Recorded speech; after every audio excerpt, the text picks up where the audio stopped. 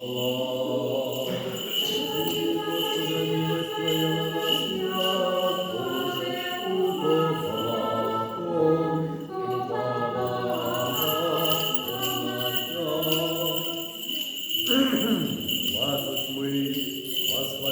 преподобные во славе и возрадуются на ложах своих.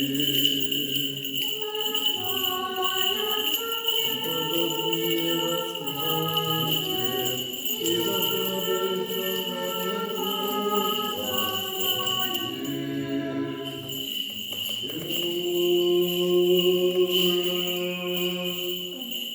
Колоссаем послание святого апостола Павла чтение.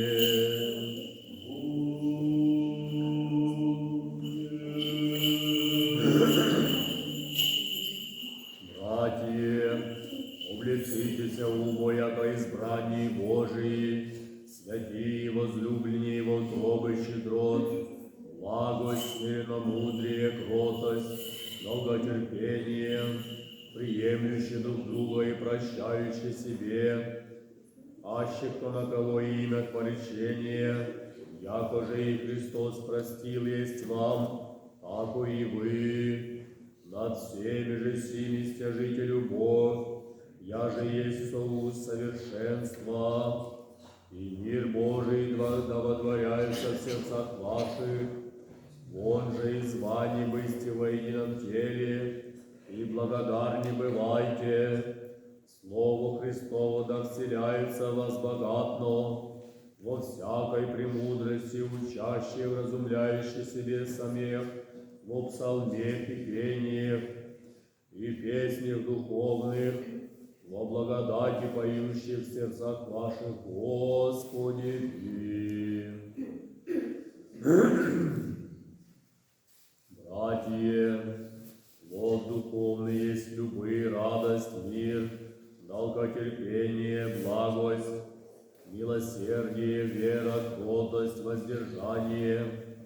На таковых есть закона, а иже Христове суть плоть распята со страстьми и похотьми, аще живем духом, духом дай ходим, не бываем тщеславнее, друг друга раздражающие, друг другу завидящие. Братья, аще и впадет человек в некое прегрешение, вы духовнее исправляйте таковаго духом кротости. Дружи себе, да не ты искушен будешь, и друг друга тяготы носите, и тако исполнится закон Христов.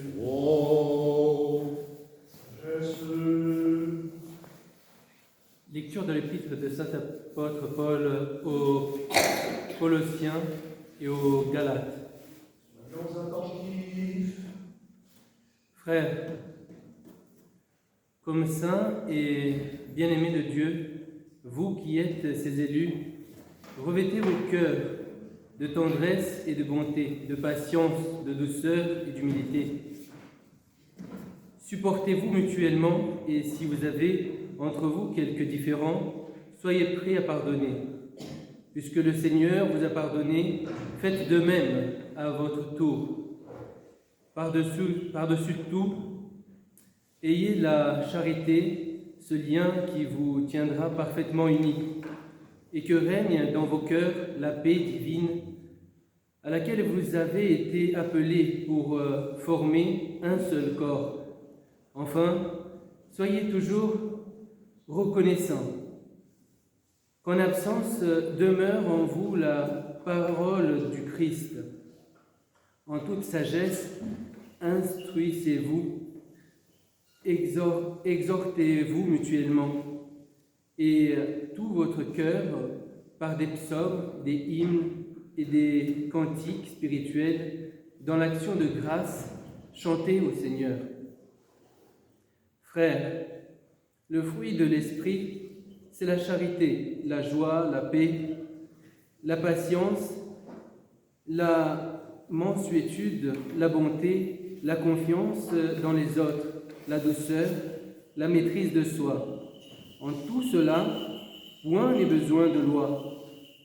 Ceux qui appartiennent au Christ ont crucifié la chair avec ses passions et ses désirs. Si nous vivons de par l'Esprit, selon l'Esprit, conduisons-nous aussi.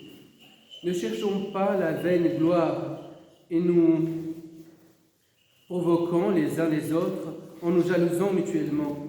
Frères, si quelqu'un est pris en faute, vous les spirituels, redressez-le en esprit de douceur et prends garde à toi-même, de peur que toi aussi tu ne sois tenté. Portez les fardeaux les uns les autres et vous accomplirez ainsi le précepte du Christ.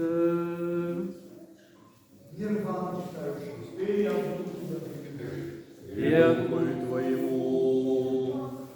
Глаз первый, аллилуйя, аллилуйя, аллилуйя.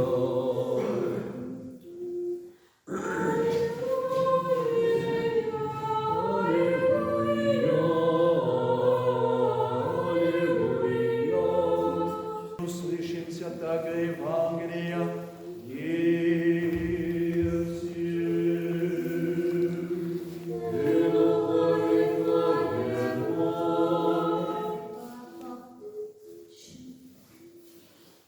lecture de l'Évangile selon Saint Luc.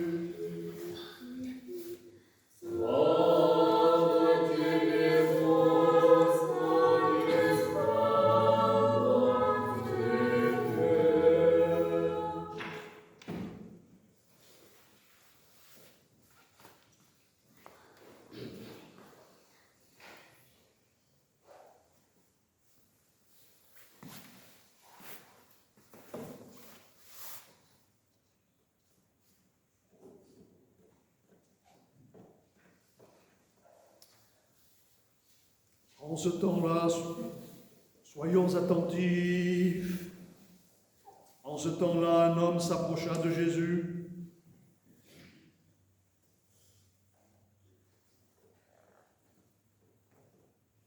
Pour le mettre à l'épreuve et lui dit: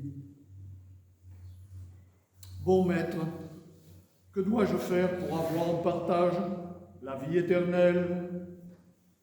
Jésus lui répondit: Pourquoi dis-tu que je suis bon? Nul n'est bon que seul Dieu. Tu connais les commandements. Ne commets pas d'adultère, ne tue pas, ne vole pas, ne porte pas de faux témoignages, honore ton père et ta mère. Il répondit: Tout cela, je l'ai observé dès ma jeunesse. À ces mots, Jésus lui dit: Une chose encore te fait défaut. Vends tout ce que tu as, distribue-le aux pauvres, et tu auras un trésor dans le ciel. Puis viens et suis-moi. Quand il entendit ces paroles, il s'affligea grandement, car il était riche à l'excès. Jésus, le voyant affligé, déclara: Comme il est difficile à ceux qui ont des richesses d'entrer dans le royaume des cieux. Il est plus facile à un chameau de passer par le trou d'une aiguille qu'à un riche d'entrer dans le royaume des cieux. Ceux qui l'écoutaient dirent alors: Qui donc peut être sauvé? Jésus répondit: Ce qui est impossible pour les hommes est possible pour Dieu.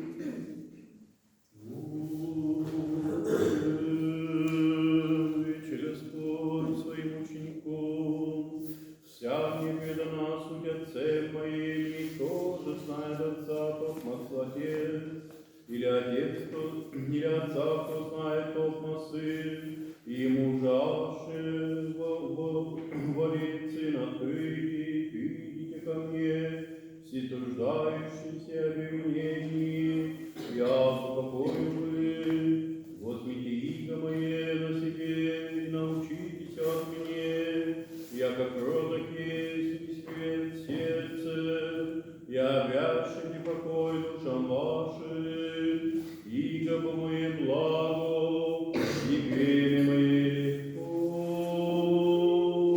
есть.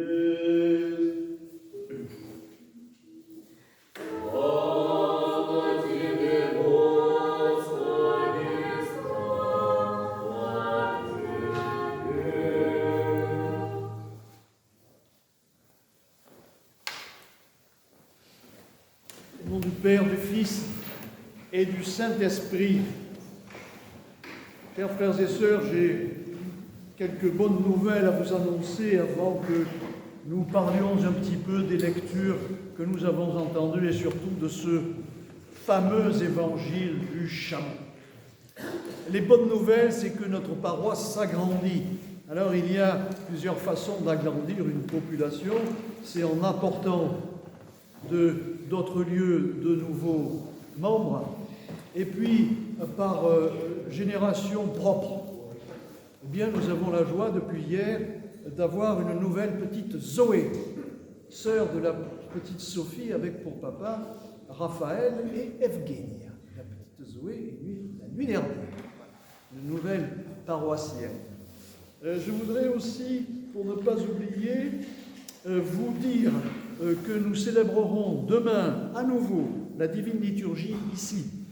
Parce que demain nous célébrerons Sainte Honora d'Arles, dont nous avons l'icône ici. Sainte Honora qui est un grand saint local.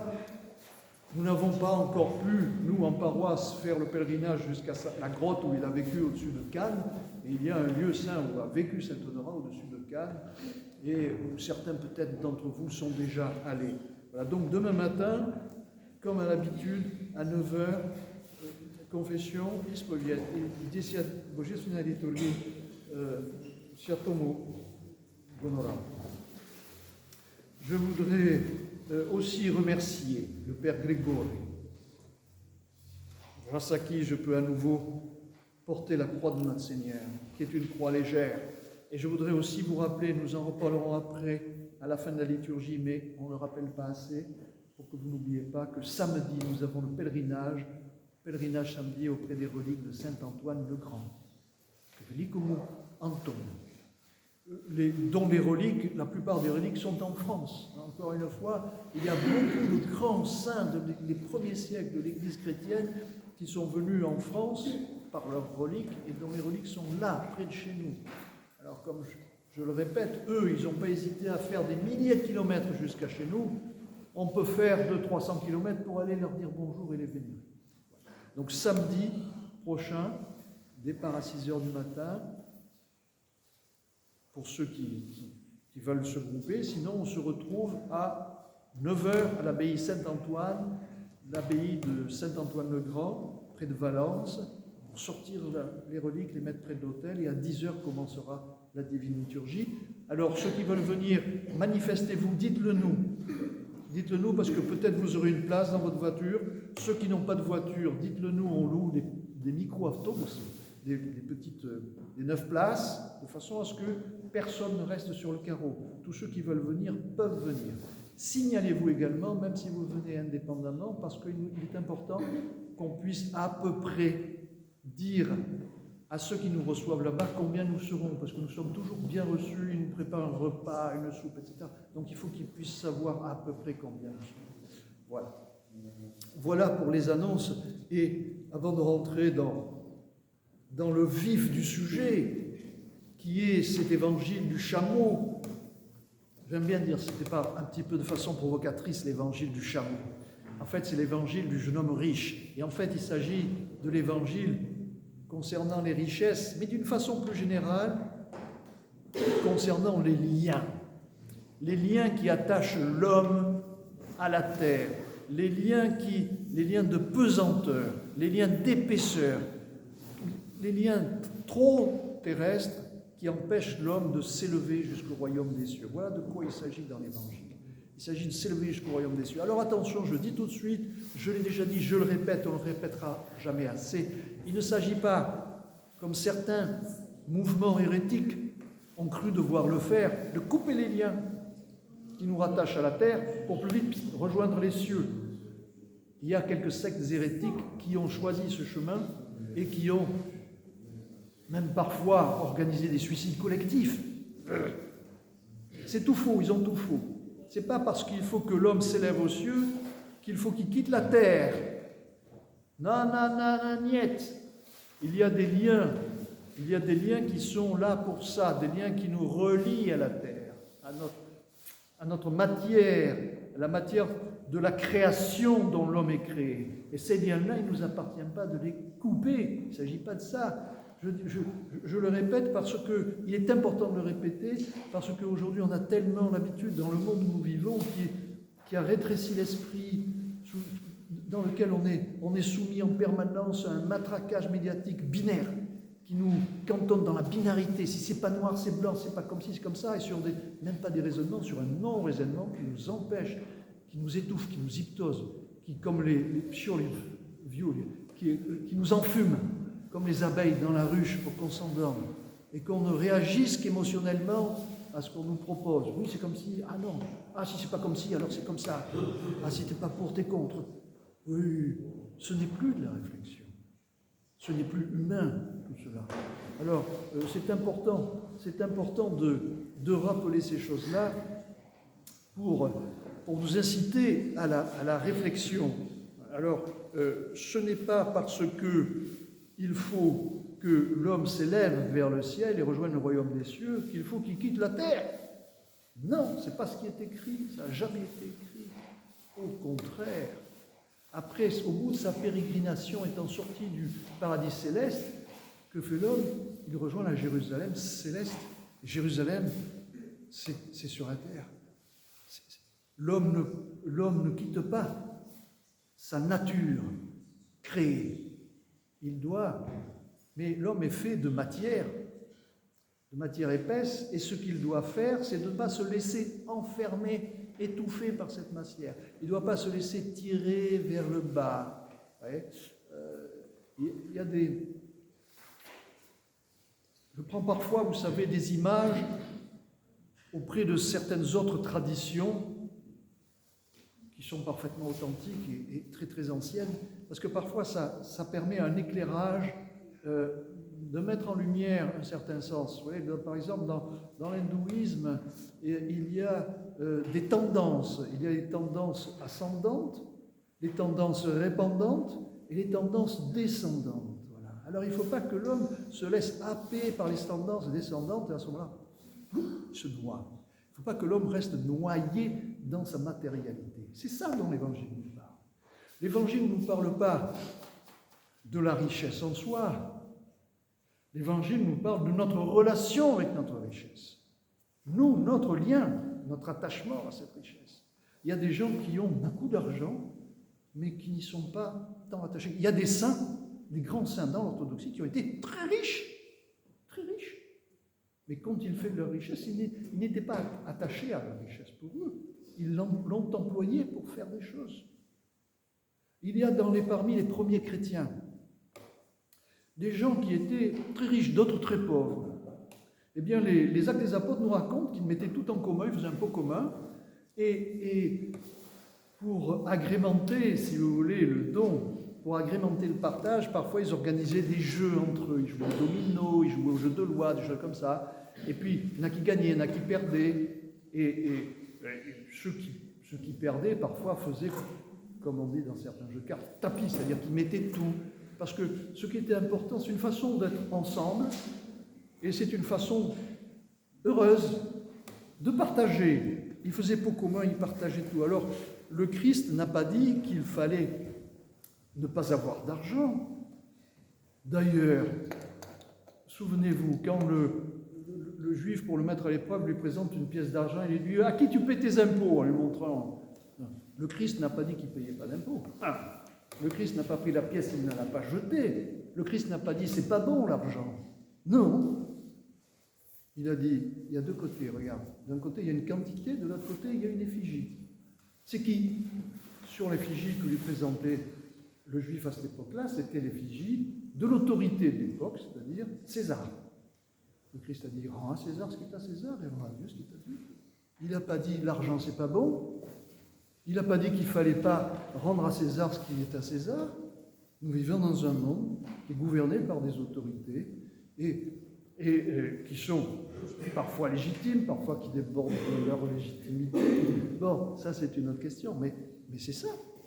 Et je voudrais faire une parenthèse d'ailleurs à propos de cette effigie. Dans la tradition, ce sur quoi se base le Christ pour parler, et c'est un peu aussi ce qu'il veut dire, et qu'il ne dit pas ouvertement, mais qu'on retrouve dans d'autres considérations, au travers de ça, rend à César ce qui est à César, il veut dire que dans un monde traditionnel, organisé traditionnellement, l'autorité civile, le dépositaire d'autorité civile, fait partie, à son niveau, peu que peu, de l'autorité spirituelle. Et le fait qu'il y ait l'effigie sur un côté de la monnaie, d'un côté il y a une quantité, et de l'autre côté il y a, comme on dit, une qualité, c'est-à-dire la représentation de l'autorité qui garantit cette monnaie. Et qu'est-ce qui, dans une société traditionnelle, garantit la monnaie? C'est l'autorité spirituelle. C'est pour ça que c'était l'effigie du monarque qui avait un attachement spirituel. Alors, on voit certaines monnaies, pour confirmer ça, si vous voulez, dans la Gaule, dans le monde celte, les monnaies étaient, l'avers des monnaies, de l'autre côté de la quantité, était frappé à l'effigie, envoyé parfois un sanglier. Un sanglier. Parce que le sanglier est le symbole de l'autorité spirituelle. Le sanglier est le symbole du moine, de la vie monastique, et le symbole de l'autorité spirituelle. Voilà pourquoi il y avait des sangliers sur les monnaies celtes. Parce que les monnaies étaient garanties par l'autorité spirituelle. Donc, l'autorité spirituelle, les autorités qui tiennent les pouvoirs ont un rôle. Ils jouent un rôle dans la main de Dieu. Et souvenez-vous Abraham. C'était Abraham avant. C'était un chef de bande. C'était un chef de bande, un chef guerrier, un chef de bande. Il n'est devenu Abraham, père du peuple élu, qu'après avoir reçu la bénédiction de Melchisédek. C'est-à-dire qu'après s'être placé sous l'autorité spirituelle et être investi d'une fonction à caractère spirituel. Voilà. Il est bon de rappeler tout ça pour vous dire que l'argent n'est pas mauvais en soi. C'est pas ce que dit l'évangile du jeune homme riche. L'argent, il nous retient trop fort sur des questions matérielles, comme ce jeune homme riche qui était trop fortement attaché à ses biens. C'est pour ça que le Christ le met à l'épreuve. Et le Christ, on sent dans cet évangile une sorte d'humour léger, flottant, et on imagine très bien le Christ souriant doucement en attendant la réaction du jeune homme, parce qu'il le connaissait, il connaissait son attachement. Évidemment, en le soumettant à cette épreuve-là, il savait que le jeune homme allait grincer et allait dire « Bah, putain, tout ce que j'ai comme richesse, ah non, je ne peux pas le donner. » Prastimir Gospodi. Voilà, c'était une mise à l'épreuve. Au travers de tout ça, encore une fois, le Christ nous met à l'épreuve. Dieu, le Seigneur nous met à l'épreuve. Alors, ce dont il est question, ce n'est pas, encore une fois, de nos biens. Ce n'est pas, encore une fois, d'avoir de l'argent, d'avoir des appartements, d'avoir des biens, etc. Non, parce que ces biens-là nous servent. On a des enfants, on a des familles, il faut les élever, il faut les nourrir, il faut les habiller. On a besoin d'argent. L'argent est utile, l'argent n'est pas banni. L'argent n'a jamais été banni par le Christ. Je répète. C'est notre attachement à cet argent. C'est notre attachement à ces biens-là qui sont liés à l'ego, non pas au soi. Et c'est ça la parabole du chameau. Je reviens au départ, la fameuse parabole du chameau. Vous l'avez entendu dire. Pour ceux qui ne l'ont pas entendu, je le répète. Vous savez, c'est un de ces paradoxes, c'est une de ces erreurs d'écriture dans les textes. Il y en a beaucoup, qu'il faut, comme on dit aujourd'hui, débunker, qu'il faut un petit peu chercher. Et à ce sujet, encore une parenthèse importante, vous l'avez entendu dire, et je le répète, exercez votre discernement, ayez toujours l'esprit en éveil quand vous lisez quelque chose, et attachez-vous à relever les paradoxes, les choses qui clochent un peu, pour creuser la question, et vous trouverez la réponse. Par exemple, sur ce chameau, pourquoi est-ce que le Christ parle d'un chameau? Alors vous direz, il y a une différence entre quelque chose qui est très gros et le chat d'une aiguille qui est tout petit, qui est tout fin. Le chat d'une aiguille qui est tout fin. Et pourquoi il n'a pas pris un éléphant, un crocodile, une girafe? Pourquoi un chameau? Ça n'a pas de sens. Par rapport au sens de l'Évangile, ça n'a aucun sens. Si vous creusez, alors quand vous êtes sur des paradoxes comme ça dans l'Évangile, des choses qui paraissent bizarres, cherchez, c'est une invitation, c'est une porte qui s'entrebâille, qui tape, tac, tac, tac, tac, qu'est-ce qu'il y a derrière? Il y a une porte qui tape. Voyons s'il y a quelqu'un ou si c'est le vent. Allez-y, cherchez. Et quand on creuse derrière le chameau, on trouve que, en fait, dans la langue araméenne, que pratiquaient les gens à cette époque-là, dans la langue araméenne, le mot chameau, en araméen, désignait, c'était le même mot qu'on utilisait pour désigner l'animal et un gros lien, comme on appelle, les marins connaissent, un orin. Un orin, c'est une grosse corde épaisse avec laquelle on attache les bateaux. Et c'est une corde épaisse faite en poil de chameau. Une très grosse corde, très lourde. Et c'était le même mot, on utilisait le même mot chameau pour désigner la grosse corde, épaisse et lourde, attachée à une grosse charge, et l'animal. Alors le chameau dont il est question ici, si vous remplacez l'animal par la corde, ça prend tout son sens. Ça prend tout son sens. Il sera plus difficile à un homme riche attaché à ses richesses de rentrer par le petit chat d'une aiguille d'entrer au paradis, qu'un gros orin d'entrer par le petit chat d'une aiguille. Pour passer par ce petit chat de l'aiguille, il ne faut pas un gros orin, il faut un petit fil fin. C'est ça que nous dit l'Évangile. Affinez-vous, affinez votre âme, ne laissez pas votre âme attachée par de gros orins, affinez les gouttes, transformez votre orin en écoute, et puis en drisse, et puis en petite écoute légère, et vous remplirez votre fonction. Allez, aujourd'hui, je vous fais encore une petite parenthèse, vous savez, je suis un peu marin, j'ai fait beaucoup de voiles, j'ai sillonné la mer, j'ai fait des régates. Et sur les voiliers, quand on est en tempête de calmas, comme on dit, quand il n'y a plus de vent, on ne peut pas avancer, on a beau, quand on envoie les voiles les plus légères, la corde, il n'y a pas de corde à bord d'un voilier, il n'y a que des bouts. Alors, le bout, pour parler aux marins, qu'on attache, avec laquelle on tient la voile, trop lourd, ça ne marche pas. La voile ne monte pas, ne se gonfle pas. Et la voile ne fait pas sa fonction, ne remplit pas sa fonction. Alors qu'est-ce qu'on fait? Nous, les plaisanciers, les régatiers expérimentés ont préparé des pelotes de laine très fines et même qu'on vous laissait un peu pourrir pour pouvoir les étirer un petit peu, pour qu'elles soient très, très, très légères et fines. Et avec ces bouts, ces écoutes fines, on pouvait tenir la voile et hop, la voile se gonflait, la voile montait. Et elle remplissait sa fonction. Le but, c'est de remplir sa fonction. Alors, ne soyons pas, affinons notre âme. La fonction de notre âme, c'est de passer par le chat de l'aiguille et de rejoindre le royaume des cieux, de façon à ce que l'homme sur terre soit attaché pleinement par le royaume des cieux. Mais nous ne pourrons pas être attachés pleinement au royaume des cieux si nous ne passons pas par ce petit espace, le chat de l'aiguille, qui nous conduit au royaume des cieux. Alors voilà, le vrai symbole de cet évangile du chameau. Le vrai symbole de cet évangile du chameau. C'est pas le chameau, c'est pas l'argent, c'est pas le jeune homme riche, c'est le chat de l'aiguille. L'accès au royaume des cieux est très fin. L'accès au royaume des cieux est très fin. Et il faut le trouver. C'est ça qui nous est proposé dans l'Évangile. L'homme doit trouver la porte du royaume des cieux, doit faire ce qu'il faut pour pouvoir l'ouvrir et pour pouvoir passer par cette porte-là. Que le Seigneur, avec l'aide de la Mère de Dieu, nous donne la capacité, la force, l'énergie, la volonté et le succès dans notre affinage pour accéder au royaume des cieux. Amen.